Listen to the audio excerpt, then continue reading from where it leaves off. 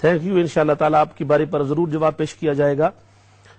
دوسرا محترم شاہ صاحب سوال یہ تھا کہ یہ جو بلیک کرٹن ہم نے یہاں لگا رکھا ہے تو اس کے حوالے سے ہی تھا. محترم بشارت صاحب نے شیفیلڈ سے یہ سوال پوچھا تو کیا یہ انہوں نے کہا کہ میری معلومات کے مطابق وہ پوچھ رہے تھے کہ یہ عیسائیت کی ایک سائن ہے سیلیبریٹ کرنے کا ان کے کسی فنکشن کو, تو یہ جو ہم نے بلیک کرٹن لگایا ہے اس کے بارے میں آپ کچھ فرمانا چاہیں؟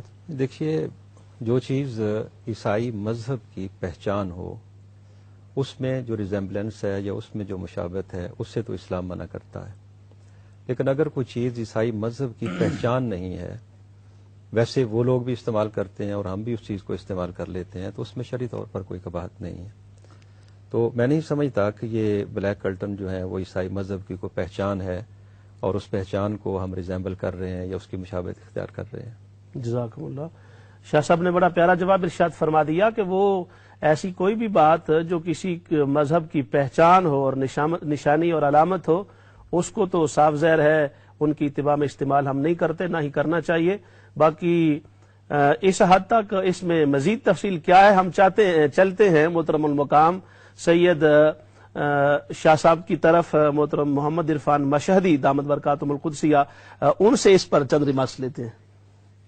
حضرت آپ کی بات شروع کرنے سے پہلے ایک کالر ہیں شبنم بلیک برن سے. جی شبنم صاحبہ بلیک برن سے فرمائیے. السلام علیکم. وعلیکم السلام ورحمۃ اللہ. ایکچولی مجھے اتنا سوال کرنا نہیں آتا ہے, میں نیو مسلم بنی ہوں, پر میرا سوال ہے کہ آج مجھے کسی نے بولا کہ ہم 11واں روزہ نہیں رکھ سکتے کیونکہ عزیز کی ماں نے بولے اپنے حسن حسین قتل ہوئے تو اس کی خوشی میں یہ روزہ رکھا تھا, تو کیا یہ بات صحیح ہے یا غلط ہے؟ پلیز ہمیں بتا. 11ویں کا روزہ خوشی میں رکھنا جائز ہے یا نہیں, یہ آپ فرمانا چاہ رہے ہیں؟ نہیں, ان کا خیال یہ ہے کہ یہ جو جی ٹھیک 11ویں کا روزہ ہے کسی نے خوشی کے طور پر رکھا تھا تو کیا یہ روزہ رکھنا جائز ہے؟ سوال ان کا یہ ہے. جی محترم شاہ صاحب یہ بلیک کرٹن کے بارے میں. جی شاہ صاحب نے جو فرمایا میں اس کی تصدیق بھی کرنا چاہتا ہوں اور تھوڑی سی بات اس میں وضاحت کے ساتھ. شاہ صاحب نے جو اصول بیان کیا ہے شریعت کا بالکل وہی اصول ہے کہ جو کسی قوم کا شعار ہو, نشان ہو, علامت ہو, ماٹو ہو اس کا, تو وہ قوم جو ہے اگر وہ درست نہیں ہے, اس کے عقائد درست نہیں ہے, تو پھر اس کے ساتھ مشابہت نہیں کرنی چاہیے. اس سلسلے میں تفصیل میں نہیں جاتا کیونکہ وقت نہیں ہے. میں اہل تشیع کی کتاب اصول کافی سے ایک حدیث پاک آپ کو سنانا چاہتا ہوں اور سامعین کو بھی, کہ سید عالم صلی اللہ تعالی علیہ وسلم کو حکم ہوا کہ عورتیں جو مسلمہ عورتیں صحابیات تھیں وہ رسول اللہ کی بیعت کریں. لا یاسینک فی معروف فبایعہن واستغفر لہن اللہ. تو نبی کریم علیہ الصلوۃ والسلام کی پھوپھی حضرت ام حکیم البیضاء نے رسول اللہ صلی اللہ علیہ وسلم کی خدمت میں عرض کیا, یا رسول اللہ وہ معروف کیا ہے کہ جس کے لیے اللہ نے ہمیں حکم دیا ہے کہ عورتیں رسول اللہ سے جو معروف کا حکم سنیں تو اس کی نافرمانی نہ کریں, تو ہم کس بات میں آپ کی پیروی کریں, معروف سے مطلب کیا ہے؟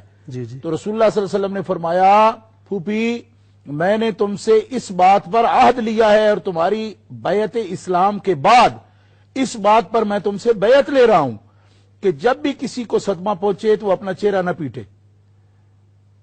اور اپنے کپڑے نہ پھاڑے, اپنے بال نہ کھولے اور سیاہ کپڑے سوگ کی علامت کے طور پر نہ پہنے.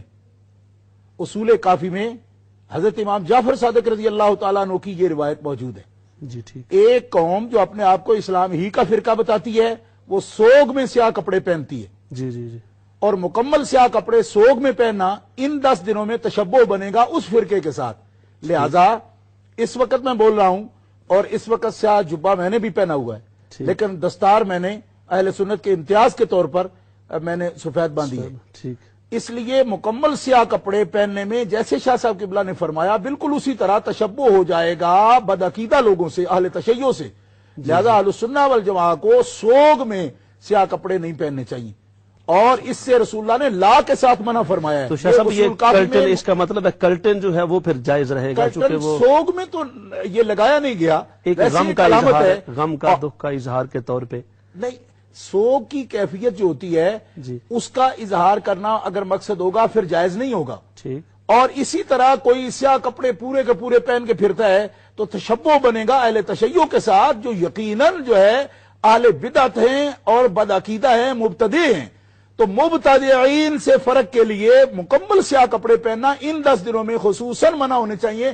یہ رسول اللہ صلی اللہ علیہ وسلم کا فرمان جو ہے یہ اپنی پھوپھی صاحبہ سے ہے، اور اس پر رسول اللہ نے عورتوں سے بیعت لی ہے۔ اس لیے میں سمجھتا ہوں کہ خاص طور پر ہماری مائیں بہنیں جو ہیں ان کو اس سلسلے میں زیادہ پرہیز کرنی چاہیے، اور اصول کافی محمد بن یعقوب کلینی نے اس حدیث مبارکہ کو ائمہ اہل بیت سے نقل کیا، اس میں کوئی دوسرا راوی ہی نہیں، سب جو ان کے نزدیک معصومین ہیں وہ روایت کر رہے ہیں۔